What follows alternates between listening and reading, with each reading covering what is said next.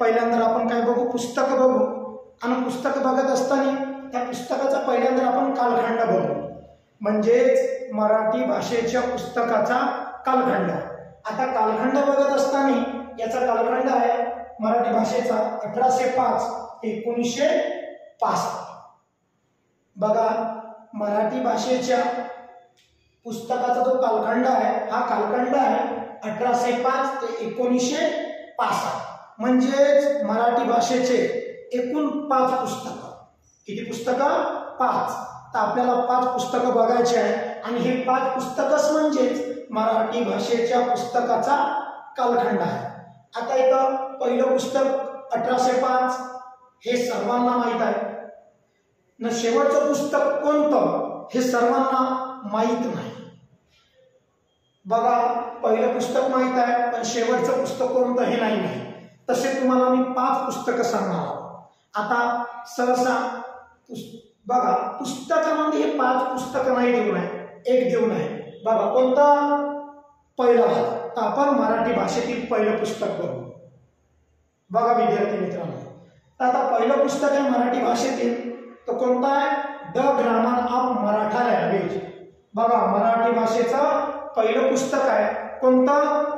The grammar of Maratha language. बघा काय? The grammar of Maratha language हे मराठी भाषेचं काय पहिलं पुस्तक आहे. बघा, द च्या जागी अ जर घेतला तरी पुस्तक दुसऱ्या लेखकाचं होते, त्याचं इसवी सन पण चेंज होते.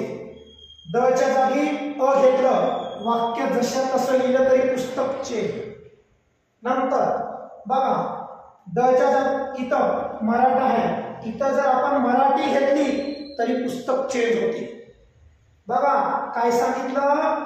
The grammar of Marathi language वेगळं, अ ग्रामर ऑफ मराठा वेगळं, a grammar of Marathi language वेगळं. बघा विद्यार्थी मित्रांनो, बरोबर लक्ष द्या. The grammar of Maratha language हे पुस्तक विल्यम कॅरीचं आहे.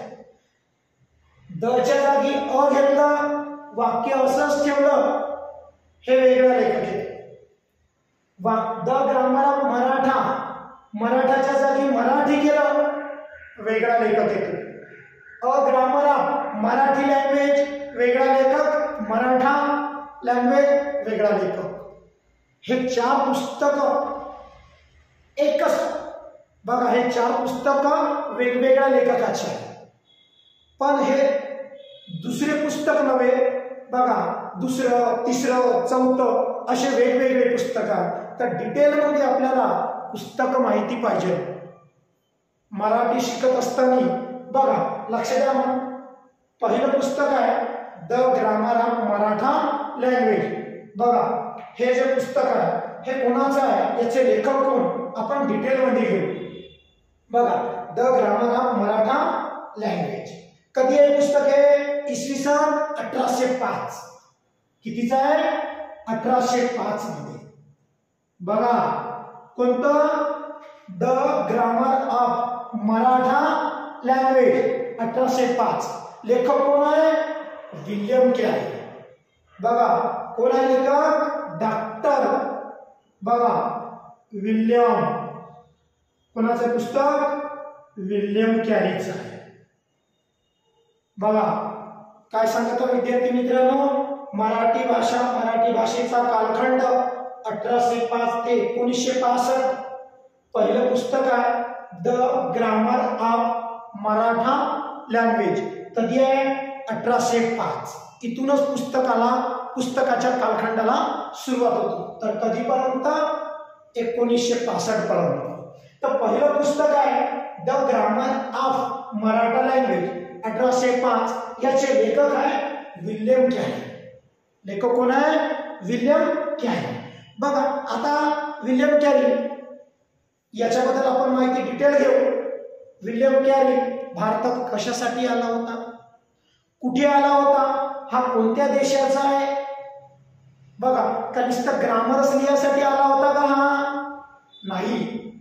मागचं मी तुम्हाला कारण सांगतो, डिटेल सांगतो का विल्यम कॅरी काय होता, कशासाठी आला हे आपण घेऊ. पण पहिल्यांदा पुस्तक लक्षात ठेवा, विल्यम कॅरी. बघा मग या the grammar of Maratha language हे पुस्तक लिहिलं विल्यम कॅरीनं. मग याची भाषा कोणती होती? तर भाषा होती इंग्रजी. बघा कोणती भाषा होती? बघा या पुस्तकाची भाषा होती इंग्रजी. बघा तुम्हाला वाटेल का the grammar of Maratha language हे मराठी ग्रामरचं पुस्तक आहे, याची भाषा पण मराठी असेल? नाही, हे पुस्तक कशात होतं? इंग्रजीमध्ये होतं. कशात होता? इंग्रजीमध्ये. जसं आपण एखाद्याला SMS करतो, मेसेज करतो, कसं? बघा मी एक नाही. बघा आपण बघा लक्षात ठेवा, भाराखडी कोणती वापरलेली आहे? बघा आपण जे वापरलेली आहे इंग्रजी वापरलेली आहे. वर्णमाला कोणती वापरलेली आहे? आपण इंग्रजी वर्णमाला वापरलेली आहे. पण आपण बोलत कशात आहोत? मराठीमध्ये. म्हणून भाषा कोणती होती? इंग्रजी. बघा भाषा कोणती होती याची? इंग्रजी. जसं मी एक नाही, जसं आपण लिहिलं, जसं मोबाईल मध्ये तुम्ही एकामेकाला मेसेज करता तशा पद्धतीने लक्षात ठेवा. समजलं? मग भाषा कोणती होती याची? इंग्रजी म्हणतो, होते कसा? मराठीमध्ये. समजलं? राहील लक्षात? हे कोणाचं पुस्तक हो? विल्यम कॅरीने लिहिलेलं. लक्षात ठेवा. बघा आता प्रकाशन कुठून केलं? बघा आता याचं प्रकाशन झालं सेमरामपूर. बघा सेरामपूर, आपण का म्हणू? सेरामपूर. कुठून झालं प्रकाशन? सेमरामपूर. बघा विद्यार्थी मित्रांनो लक्षात ठेवा, प्रकाशन कुठून झालं? सेरामपूर किंवा याला श्रीरामपूर म्हणते. बघा किंवा याला श्रीरामपूर. बघा काय सांगत आहोत? लक्षात ठेवा, प्रकाशन कुठून झालं? सेमरामपूर किंवा श्रीरामपूर. इथून काय झालं? प्रकाशन झालं. कोणत्या पुस्तकाचं? The grammar of Maratha language.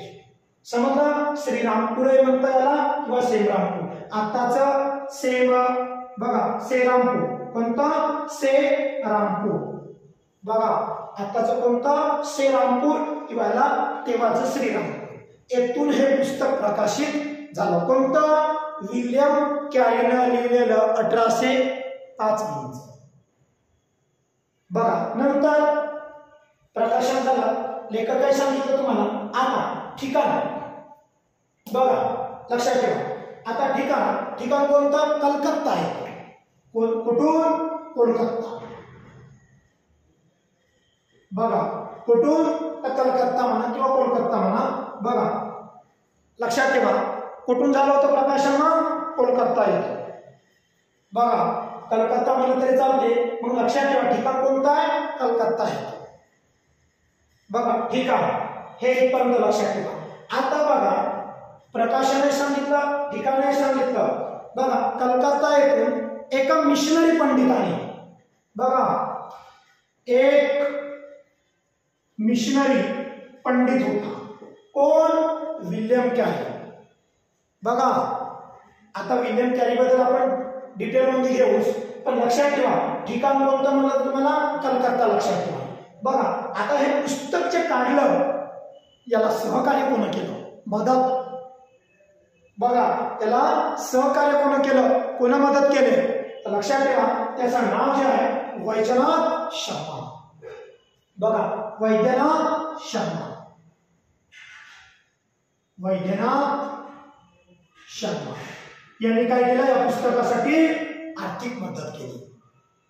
जसं डॉक्टर बाबासाहेब आंबेडकरांच्या मूक नायक.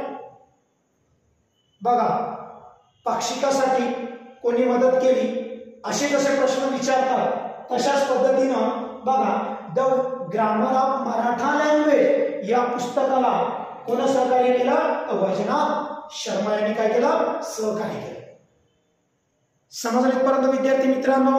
काय घेतलं आपण? 1805 the grammar of Maratha language.